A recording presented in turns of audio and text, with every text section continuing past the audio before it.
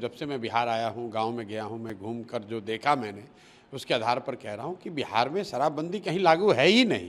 ये तो शराबबंदी सिर्फ सरकारी फाइलों में, नेताओं के भाषणों में लागू है। शराबबंदी के नाम पे शराब की दुकानें बंद की गई हैं, घर घर शराब बिक रही है। जो घटना कल की है, ये तो दुखद है, बहुत दुखद है। लेकिन इसी छपरा में 1.5 साल पहले करीब 70 से ज़्यादा लोगों की दुखद मृत्यु हुई थी। कोई बिहार का ऐसा जिला नहीं है, कोई ऐसा पंचायत नहीं है जहां पर जहरीली शराब से लोगों की मृत्यु नहीं हुई है। कुछ रिपोर्टेड हैं, बहुत घटनाओं का रिपोर्ट भी नहीं हुआ है। मृत्यु जब एकदम एक तरह से एक्सट्रीम घटना है, लेकिन सामान्यतः जो घटिया क्वालिटी की शराब है, जो शराब माफिया जहरीली शराब या गलत शराब जो बेच रहे हैं ये लोग, इसके पीने से लोगों के स्वास्थ्य पर, उनके लिवर पे जो असर हो रहा है, इसकी तो कोई चर्चा ही नहीं हो रही है। ये जो घर घर बिकने वाली शराब है, कहीं ना कहीं बिहार की सरकार को ये समझना होगा कि आप शराबबंदी के नाम पर दुकान बंद किए हुए हैं, हर घर में शराब बिक रही है और जहरीली और गलत शराब बिक रही है।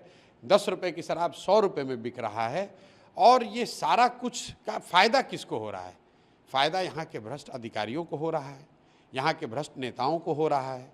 और जो बहुत बड़े पैमाने पर शराब माफिया है यहाँ पर, जो इस शराब के धंधे से 15 से 20 हज़ार करोड़ रुपया कमा रहा है, ये लोगों की मिली भगत है, जिन्होंने एक ये भौकाल खड़ा किया हुआ है कि शराबबंदी पब्लिक चाहती है, अगर शराबबंदी के खिलाफ बोलिएगा तो वोट नहीं मिलेगा। इसीलिए जनसुराज में हम पहले दिन से कह रहे हैं कि भाई वोट मिले या ना मिले, शराबबंदी का निर्णय बिहार के पक्ष में नहीं है, बिहार की जनता के पक्ष में नहीं है। इससे पहली बात कि कहीं शराबबंदी है नहीं, घर घर में शराब बिक रही है और इस तरह की स्पूरियस लिकर से, जहरीली शराब के पीने से लोगों की मृत्यु हो रही है, उनके स्वास्थ्य को हानि हो रही है। सरकार का बिहार जैसे गरीब राज्य का हर साल 15 से 20 हज़ार करोड़ का नुकसान हो रहा है और ये पैसा अधिकारी, नेता और शराब माफिया लूट रहे हैं। और इतनी दुखद मृत्यु के बाद सरकार की ओर से, सरकार के मुखिया नीतीश कुमार वहाँ जाएंगे तक नहीं। पिछली बार करीब 70 लोगों की मृत्यु जब छपरा में हुई इसी जिले में, तो सरकार की ओर से कोई गया भी नहीं।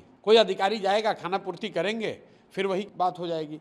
पूर्वी चंपारण में घटना हुई है, कोई बिहार का जिला नहीं है जहां ये घटना नहीं हुई है। सरकार में जो लोग हैं, जो भ्रष्टाचार से इसके जरिए पैसा कमा रहे हैं, उन पर लगाम लगाने का एक ही तरीका है, इस फर्जी शराबबंदी के कानून को हटाया जाए। शराब अगर बिकना है तो उसको रेगुलेटेड तरीके से बेचा जाए, ताकि कम से कम लोग गलत शराब ना पिए, किसी की मृत्यु ना हो और शराब माफिया को रोका जा सके।